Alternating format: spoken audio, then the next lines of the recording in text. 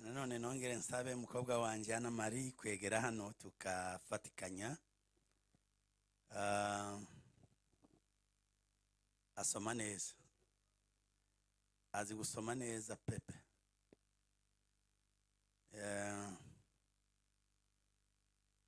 Isaya ni ibice byinshi, nimba mbireka bimwe ariko wabisoma byose, ariko ngavuga biki. Isaya 41 umurongo wa 8. Isaya 41 umurongo wa 8.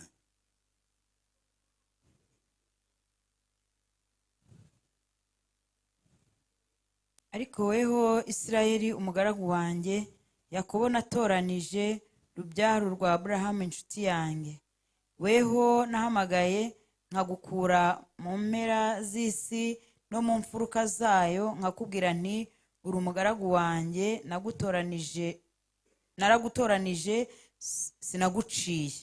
Ntutinye kuko ndi kumwe nawe, ntukihebe kuko ndi Imana yawe. Nzajya ngukomeza, ni koko nzajya ngutabara, kandi nzajya nkuramiza ukuboko kw'iburyo, ariko gukiranuka kwanjye. Urakoze cyane. Noneho arasoma ibindi mwumva bisa n'ibidahuye. Ibyahishuwe 21 umurongo wa 8. Muraza kumva bisa n'ibidahuye.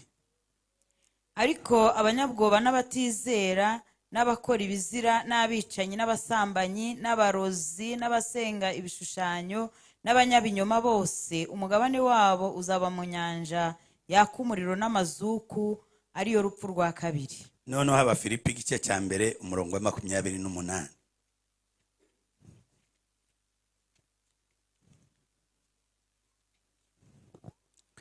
Abafilipi igice cya mbere umurongo, abarundi bavuga ngo umurongo wa 28. Mudakangwa n'ababisha bo mu buryo bwose, ubwo butwari bwo kudatinya kwanyu kuri bo ni ikimenyetso cyo kurimbuka kwabo, naho kuri mwe ni ikimenyetso cy'agakiza kanyu kava ku Mana. Amen. Isaya 26 umurongo wa 3.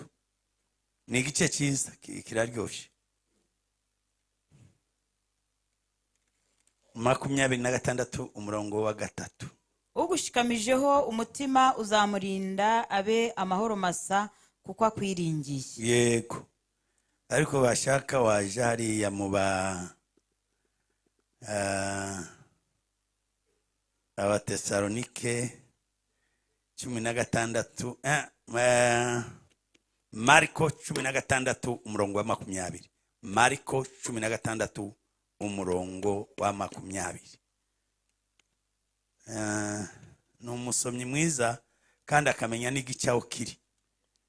Hari umuntu umwe namubwiye ngo asomere yohera, aravuga ati ndayibuze pe ntayiba. Uyu azi gusoma akamenya naho kiba kiri. Mariko 16 umurongo wa 20. Abo barasohoka bigisha hose, umwami Yesu ari kumwe nabo abafasha, akomeresha ijambo rye ibimenyetso byagendanaga naryo. Amen. Imana igumugisha mama. Amen. Kubera umwanya ngira umusore wanje uzi kuririmba, ariko reka tumureke tuzaririmba twaje kare twanabibabwiye. Noneho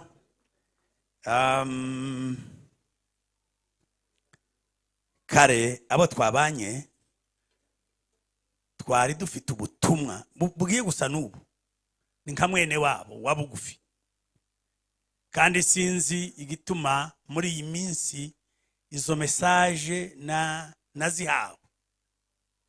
Kare twavugaga ibintu bijanye na pression, depression, cyangwa se souci de la vie. Ibi bintu bica abantu intege bakaniyahura, bakigirira nabi, bagacika intege bakananirwa. Ni icyago gikomeye kandi kigenda kiyongera, kikanica abantu bakiyica, abantu bakigirira nabi kuko babonye ko nta bundi buryo. Amen.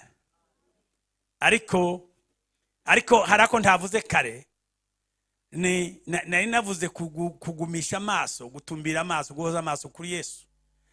Icyo ni kimwe gituma warwanya ibyo bintu. Ariko hari korari yabivuze, hari gusubira inyuma, ukibuka aho Imana yagukuye, ntambura idahita. Habe na Eliya icyatumye ahubuka, iyo aza gutuza ngo asubire inyuma yibuke,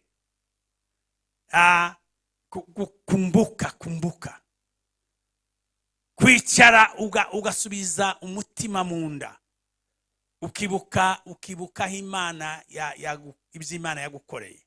Ibyo biza birinda abantu, ukavuga ngo nta joro ridaca, nta mvura idahita. Uyu munsi ndaza kuvuga mwene wabo ikintu cyitwa ubwoba. Rirazwi, mwana riririmbye natangaraga, ariko muzamwerekwa basha, barerekwa aba bantu bafite umwuka. Muri Yobo biravuga ngo aba bantu, ngo mu bantu harimo umwuka. Uziko mu bantu harimo umwuka koko? Naze mbona ubwoba bumubushira hariya, se nabo bamenye ubwoba ra. Ndaza kuvuga ubwoba. Ni gute watsinda ubwoba? Haba ubwoba bw'uburyo bubiri natangiye kubwiriza. Ubwoba bwo kutinya Imana, ubwoba bw'Imana n'ubwoba bwa Shitani. Ariko ndaza gutinda ku bwoba bwa Shitani. Ndaza kuvuga ibintu bitandatu. Icyo Satani abagambiriye yaguteye ubwoba. Ubwoba ni ikintu gitera umuntu, kiza mu muntu yabuze definisiyo y'ubwoba, yabuze nk'igisubizo, cyangwa yarose inzozi, cyangwa yabwiwe amakuru. Ubu hari amakuru. Abanyarwanda baravuga ngo icyambere ni amakuru ra.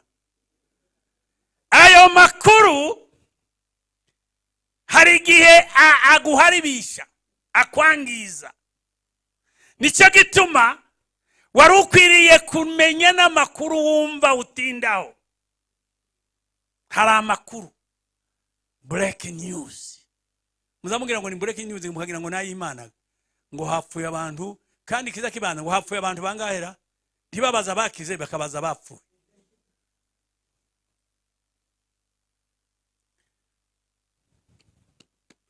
Ubwo nibwo bwoba. Ni ikintu utabona inzira, ni ikintu utabonera igisubizo cya vuba, hakaba ubwoba. Ni mwene wabo na kirya twavuze cyo gucika indege, kukata tamaa. Abantu bacitse kugira ubwoba.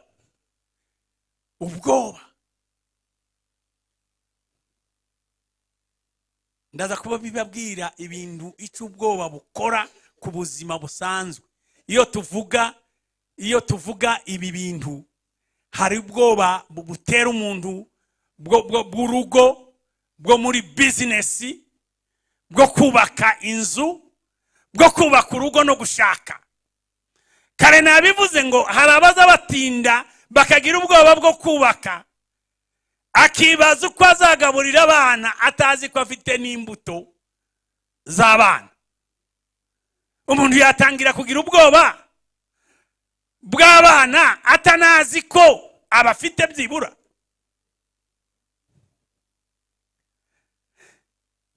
Amen. Iyo niyo message. Kandi abantu bagira ubwoba. Nicyo gituma, reka mbabwira amakuru. Imana mu bantu yazagihamagara bose, ndavuga bakeya, abagabo bakomakomeye, yababwiraga message n'ikibahamagariye, hanyuma hefi ikavuga ngo ntutinye. Uhereye kuri Ibrahimu, yamuhamagaye ku 12 ibice 12 biragenda ku 10, ajana na Loti, ajana na Setera, hanyuma Tera amaze gupfa agumana na Loti. Ariko amaze gutandukana na Loti ku 15 biravuga ngo hanyuma y'ibyo byose, hanyuma yo gusiga Loti, Imana iramubwira ngo ushyira ubwoba ntutinye, ngiye kukugira umuntu ukomeye. Haleluya, ntutinye. Niba Ibrahimu yarabwiwe kudatinya, nuko ubwoba bwabonekaga. Imana imaze guhamagara Yeremiya ngo nakumenye intarakurema kugira umuhanuzi w'amahanga. Ariko hanyuma Yeremiya amaze kubona ibyo bintu uko bikomeye, iramubwira ngo ntutinye, nzabana nawe. Uyu munsi Imana irimo iravugana nawe mu bwoba bwawe ndazi ngo ntutinye. Abasobanuzi ba Bibiliya baza bavuga ngo iri jambo riri inshuro 365 ingana buri munsi. Habe n'uyu munsi yakubwiye ngo ntutinye. N'uyu munsi akira, usiogope, ntutinye, ntugire ubwoba. Mariyamu watubyariye umucunguzi. Hari akaririmbo ndi mukuririmba muri iyi minsi. Yeye atakuwa mkuu, mwana wa aliye juu, hata waganga wote waliovunjika mioyo, ataimiliki nyumba ya Yakobo hata milele, na ufalume wake utakuwa hauna mwisho. Mariyamu yabonye amamesaje ateye ubwoba. Umuntu gutwita atagira umugabo yari amahano, kandi nyuma y'amahano yagombaga guterwa amabuye agapfa. Abantu batangira kuryana inzara. Hanyuma haza ubundi butumwa ngo ntutinye Mariamu, umepata neema kwa Mungu. Haleluya. Ngo kukuza byara azaba umuntu ukomeye, n'Imana ikomeye, azayobora inzu ya Yakobo, kandi ubwami bwe ntibuzahanguka, kandi azavura imvune zo mu mitima. Sifa zina Mungu. Haleluya. Mariamu yabwiwe ngo ntutinye. Iyo ukugutinya, reka nkomeze, reka mbabwire ibintu kuza gukora. Icyambere kukubuza gutangira, inakuzuia kuanza. Abantu bose uzubona bananiwe habe no kubaka, uzi cyabananiye no gutangira, no gushiraho fondation. Imana yacu ni Alpha na Omega, ariko ndi wabona Omega udashizeho Alpha. Bwira mugenzi wangu shiraho Alpha. Ntushobora. Aba bantu bose kandi umuhanga umwe yaravuze ngo mu ntambwe ibihumbi ngo hagora intambwe ya mbere. Haleluya. Mbazaniye amakuru, nta kindi kigora abantu ngo gutangira, kandi nta wundi niwe uzutangira, utangira wenyine. Twasomye, wadusomeye neza mama, ngo abigishwa Yesu amaze kwigendera mu ijuru ngo basohoka bonyine, ngo batangira kubwiriza. Rimwe na rimwe bavanga, ngo batangira kubwiriza ibyo bazi buhoro buhoro, bindi bavanga, ariko ngo Imana iza kubana nabo, ngo igenda ikomeresha ijambo ryayo ibitangaza n'imwe. Iyo badasohoka nta kiba cyarabaye. Haguruka. Hari umuntu umwe wakoze ibintu arabizi, twarabanye mu ishuri, ni inshuti yanjye Ernest. Hari umuntu umwe wakoze amarigori akantu kamwe gasetsa, aravuga ngo siti sukwicara hage, ngo bishatse kwitiranwa na sata. Ntimubona ko bigiye kugenda kimwe, siti sata.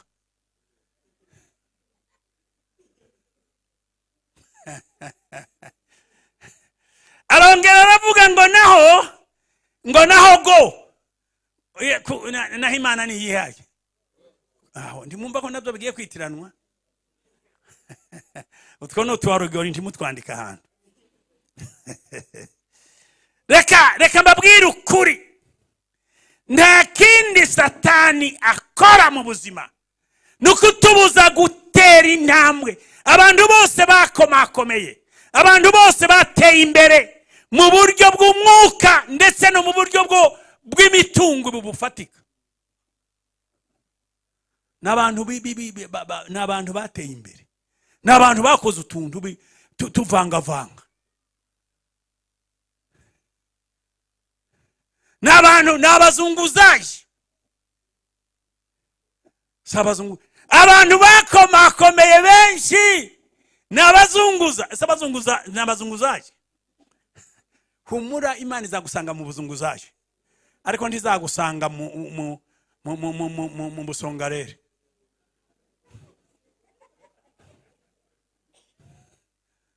Amen. Komeza uzunguze.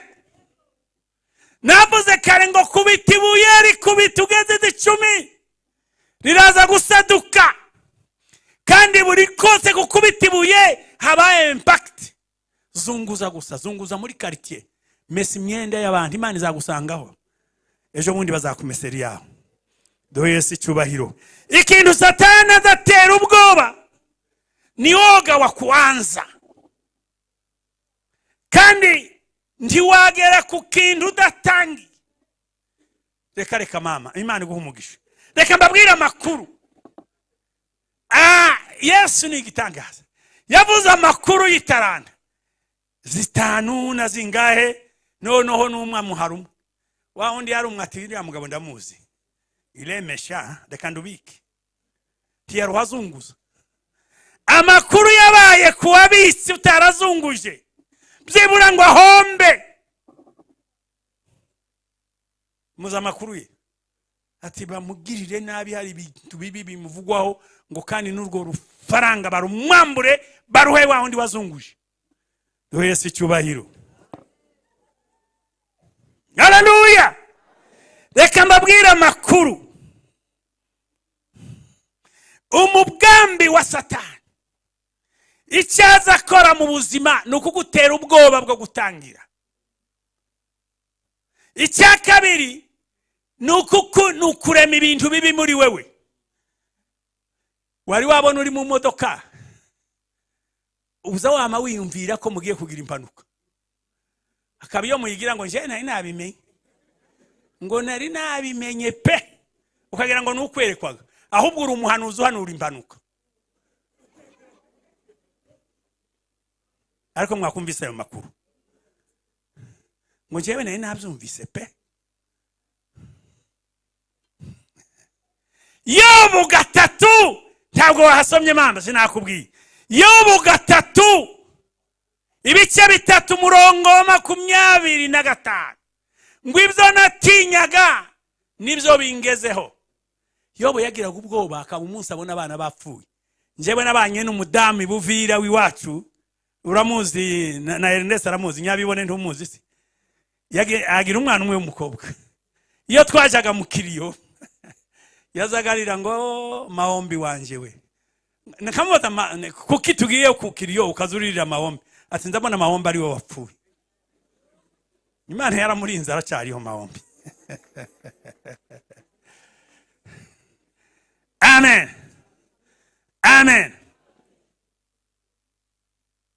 Gutinya ibibi, kuofu maovu, kurema ibintu bibi, impanuka, ibintu bibi. Muza mubona ibintu umuntu yibye, ukabona n'umuntu wawe ukunda yapfuye, bikaza mu bitekerezo, ukumva biraje, abantu baba Pentecote kagira ngo none yeretswe.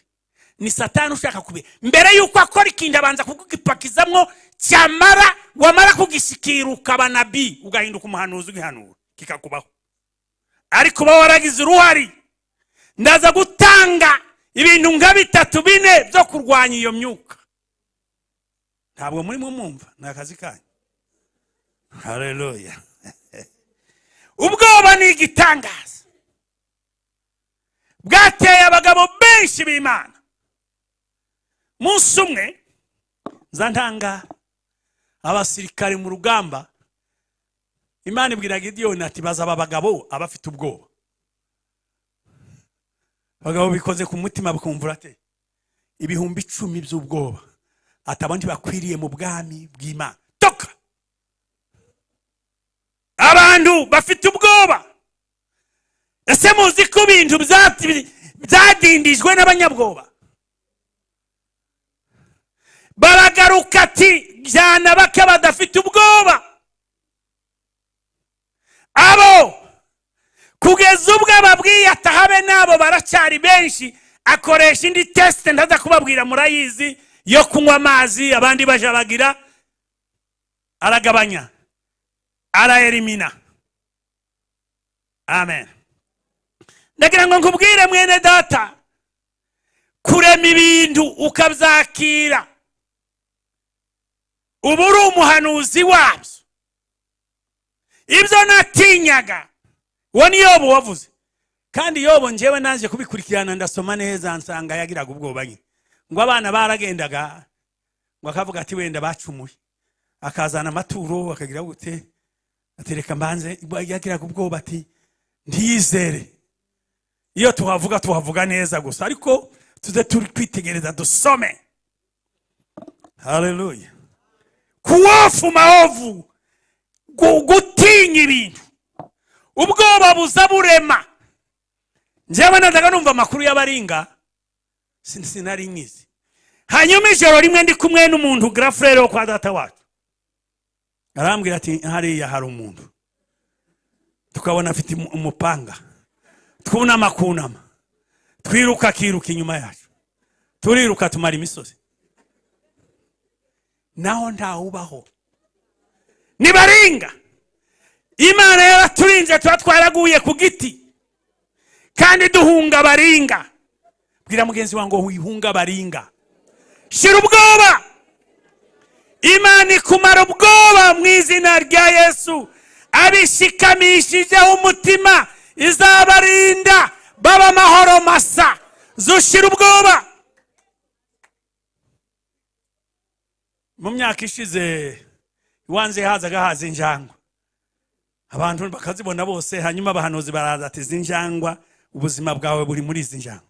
Ubuzima bwanje buri mu njangwa. Atese nta nyoni zivuga ninjoro. Ziziririmba. Zanumva inyoni iririmba. Yararirimbye iratagangarira agenda. Ngo ni inkotsa. Irakotsa ibikise. Nararushe yaririmba nkumva irimo iravuga ngo umukiza wacu ashobora kutunezeza mu isi. Ngahindura icyo gitero. Yo Mwokozi wetu anatupa furaha duniani. Mushira ubwoba. Abo shikamishije reka ikintu giteye ubwoba reka nkibabwire. Kandi cyanteye ubwoba. Hari urutonde mama yavuze y'abazarimbuka. Number 1 abanyabwoba n'abarozi n'abasambanyi. Ariko uyu munyabwoba zizikira. Ariko ni murebe agiye mu rutonde. Abongereza nimwe muzamuvuga ngo can you imagine.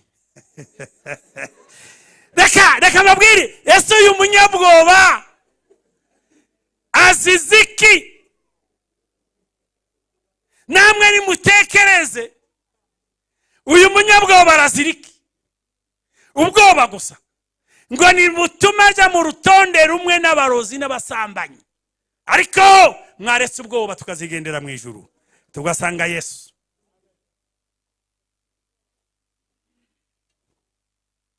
Ikindi kizagituma abantu badatera imbere bakagira n'ibibazo nuko utitegura impinduka.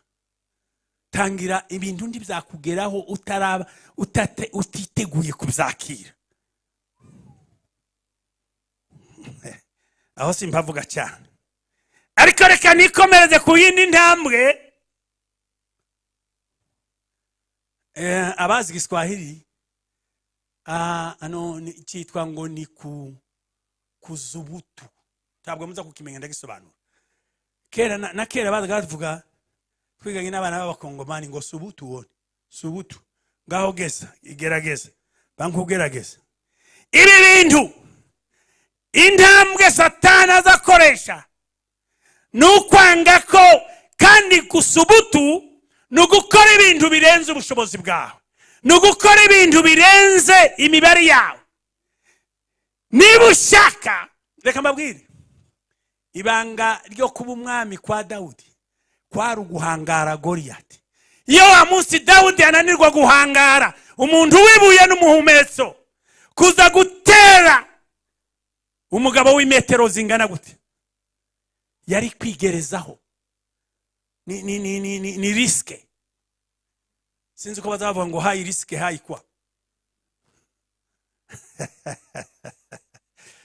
Na riske muri ubu buzima ni riske.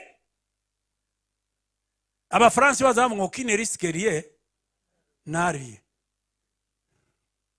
Ibi bintu byose ni ugushora. Naba muza mubona baba bose baza baje za China bakaja Dubai, si ugushora. Uzi gufata umutungo wose ukawuzuza hejuru y'inyanja. Mwebwe muzamugira ngo ntibahe si aventure. Gufata umutungo wose kandi urimo na credit mama, kandi mwamara ukawushira hejuru y'inyanja mutavuganye mutapanduye. Si risk. Ubuzima turimo sinakanswa abantu bashize Yesu imbere. Tugomba gukora risk. Ayo makuru ko murayumva? Nimushira ubwoba. Niho muzaba abadamu bakomeye n'abagabo bakomeye. Abagabo bashobora kuba ku rusengero ari nka batatu. Aba bagabo mwagiye mubwira abantu amakuru. Mwagiye mubabwira ati dore ko twatangiye. Madamu we ni inshuti yanje magara. Madamu uyu mushumba twaraga tuganira. Nuko ataje hano. Amen. Reka mbabwire ntugatinye. Ikindi reka gutinda amasaha yayo. Ikindi nukudatinya abantu. Gutinya abantu kugusha mu mutego. Ngo abantu bazavuga gute de pere de candidato. Abantu bazavuga gute? Abantu bareke bazareka kuvuga gute? Umuhanga umwe yaravuze ateke mbabwire. Ati Imana kugira ngo igabanye amagambo y'abantu, iyiza gushira Rwanda Revenue kukana ikazisoresha. Ubwo itashizeho Rwanda Revenue uzabashobora se? Reka bavuge. Niyo ukoze ibintu bibi baravuga, wakora ibyiza bakavuga. Abantu bananirwa no gukora ibintu ngo abantu bazabivuga gute, abantu bazabyumva gute. Nushaka ukore uhombe, ariko kora. Gumuhombe uzahomba uruhe wunguke. Ariko ntungana n'uwacunze itaranda. Niko bimera mu buzima. Winishima hejuru ngo umukiranutsi azagwa ageze 7. Icyo ni cyanditswe. Ni cyanditswe. Mwari muzi ko ari cyanditswe.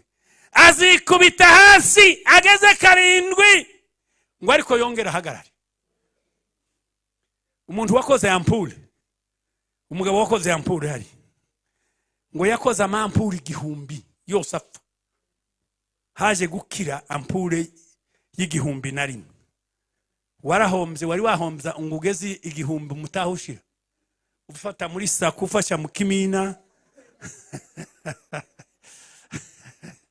Komerezaho umunsi umwe, vuga ngo umunsi umwe.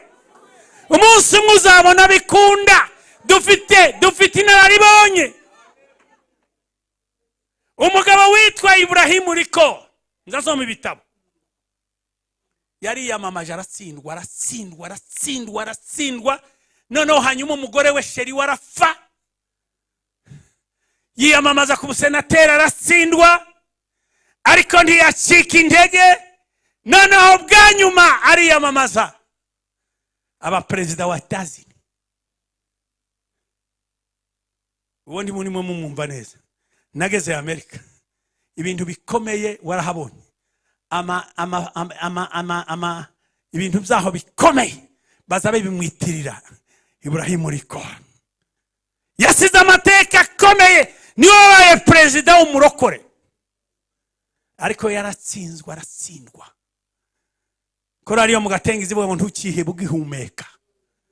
ntucike intege mukozi w'Imana, gerageza kandi hamwe no gusenga, hamwe no gukorera Imana, senga kandi ukore. Amen. Je muganga yarambwiye ati ndi kumwe na madamu, ati kintu wirinda no kubwiriza uyu mugabo wawe nimba ushaka kumugambana gusa imyaka 5 azareka kubwiriza, agabanye kubwiriza. Hari 2 hariya ku Kinamba 2011, ubu ni 2000 na kangahe. Umunsi umwe iyo nabwirije gake mu cyumweru, ejo niriwe mbwiriza Kayonza, narahise mu rugo nijo.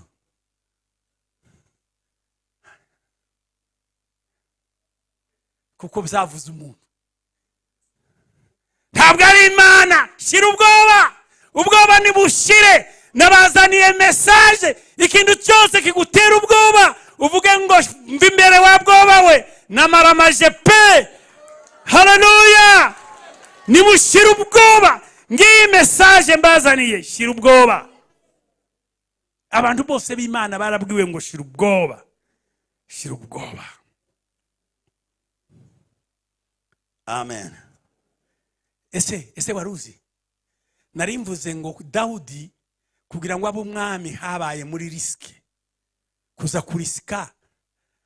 Ese mwari ko mugira ngo kuza guhagarara imbere y'uriya mugabo? Niko yanamubwiye ati wewe ndakwereka, ndaza kuguterera ibisiga birakurya bihage. Ariko mva Dawudi, imibari ya Dawudi iteye ubwoba, korasi ya Dawudi iteye ubwoba, ngo naragiraga intama za data. Haleluya. Yadusubiza amaso inyuma, wibuke turya duto Imana yakurinzemo. Naragiraga intama za data, idubu n'intare zaza, ngo nkavuduka nkazicakira. Ubwo yandinze idubu, izaburite kundinda amaboko y'uyu Mufilistiya udakebwe. Haleluya. Haleluya. Haleluya. Haleluya. Yesu nababwiye kare ngo Yesu yapfuye nk'intama, azuka nk'intare. Ndiwobona ushindi, ndiwabona ikamba utarikore, utabaye intare, utavari. Amen. Alikufa kama mwana kondoo, akakufufuka kama simba. Muvuge ngo simba. Simba wa Yuda. Haleluya. Yesu ndiyari guhabwa izina risumba yandi mazina ngo amafi yose afukame, atabanjije kureka kugezaho apfuye urupfu rubi ndetse rwo kumusaraba. Ngo nicyo cyatumye ako kantu ndagakunda mu buzima, ngo nicyo cyatumye. Nimuvuge ngo nicyo cyatumye. Nicyo cyatumye Imana imuha izina risumba yandi mazina, ngo amavi yose n'indimi zose zature ko Yesu Kristo ari umwami. Yo kansoze mbabwira ibi bintu bizagufasha kunesha ubwoba. Ubwoba n'ubuzo babuze banze ubusuzume ni aina gani ya hofu, n'ubwoba bw'ubuhe buryo. Ubwoba bufite uburanze bukategorize, ubupime mu mwuka wera, ubupimisha ijambo ry'Imana. Ubu bwoba burava he? Burava kuki? Bufite iyihe fondation? Icya kabiri ni ukwiringira Imana. Kwiringira Imana. Kwiringira Imana nubwo intambara. Amen. Nubwo baba bahanuye, nubwo baba bavuze gute, nubwo ari docteur uzi gupima imitima nka Kagame akakubwira ngo urapfuye, Imana itabivuze, uzabwira Kagame urakoze, ariko nzaririmba muri korali ijwi ry'Umwami Yesu, mfite gahunda yo kubwiriza. Kandi ibyo biraba. Shira ubwoba. Amen. Haleluya. Icya gatatu, mva mvuga icya gatatu nsoza, ko ndavuga ukuntu uzanesha ubwo bwoba bwaba bwaguteye. icya gatatu ni ukubivuga. Yavuga ngo urapfuye, ati ndiho. Wumva uri mu modoka ikakubwira amakuru y'abantu bacitse amaguru, ati nuko naka yacitse amaguru. Nje nkunda kwicara imbere pe, n'uwo mwanya iyo mbonye bishobotse ndawugura. Abandi bakavuga ati ye imbere uzacika amaguru, azacika, nta gahunda mfite gucika amaguru. Nire wambwiye ngo ncika amaguru? Amen. Hallelujah. Tamuka, vuga ibinyuranye n'ibyo wabwiwe. Tiko tukaze kumva ngo bakubwira ikintu ngo nawe wemere, uvuga ngo ya wanibesheho. Hari Imana yamvuzeho turi Kadesh Baraniya. Hari Imana yatuvuzeho turi Kadesh. Tamuka, vuga ku kibazo, bwira ikibazo. Yes, mbabwira amakuru nono nyamakuru. Kamfunge mbabwira amakuru. Uzi ko ari ikintu kimwe kidashobora gusubizwa no gusenga, ariko gisubizwa no kukibwira. Waruza ayo makuru. Yesu yaravuze ngo nimubwire umusozi. Napana gusengera umusozi. Revera, kuri umunyamasengesho biravuga ngo usengera umusozi.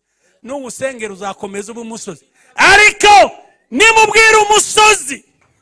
Ariko wabwiye uriya musozi ra?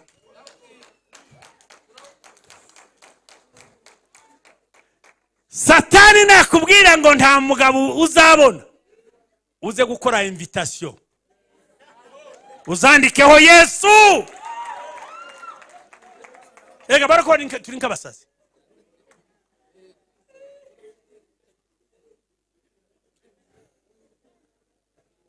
Nibakubwira ngo ntuzabyara, uhita uja mu mujyi gukura ibigoma. Nibigoma.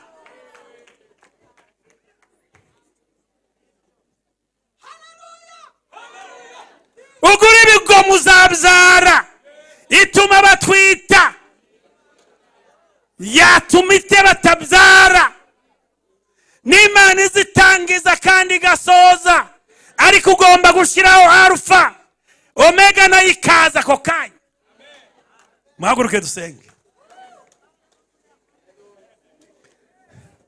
Tugiye gusenga.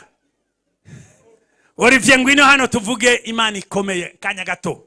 Tuvuge iri hejuru y'abami n'abatware. Hanyuma dusengera ibibazo. Bamwe biringira amagare n'amafarashi, abandi biringira ibigirwamana, ariko twebwe Imana twiringiye iri hejuru ya byose. Bamwe biringira amagare n'amafarashi, abandi biringira ibigirwamana, ariko twebwe Imana twiringiye iri hejuru ya byose, hejuru y'abami, hejuru y'abakomeye, hejuru y'ibizima n'abamarayika hariho Imana ikomeye, hejuru y'abami, hejuru y'abami ndetse na hejuru y'abakomeye, hejuru y'ibizima n'abamarayika. Umusamba ibiganza mwami w'abami kandi hejuru y'abami n'abatware, Yesu n'abatware, hejuru y'abakomeye, hejuru y'ibizima n'abamarayika hariho Yesu ari hejuru y'abahanuzi, uwo mwami aruta imfura zo mw'isi, ibyaremwe byose nta kimwe kitaremwe n'ibiganza bye. Ari hejuru y'abahanuzi,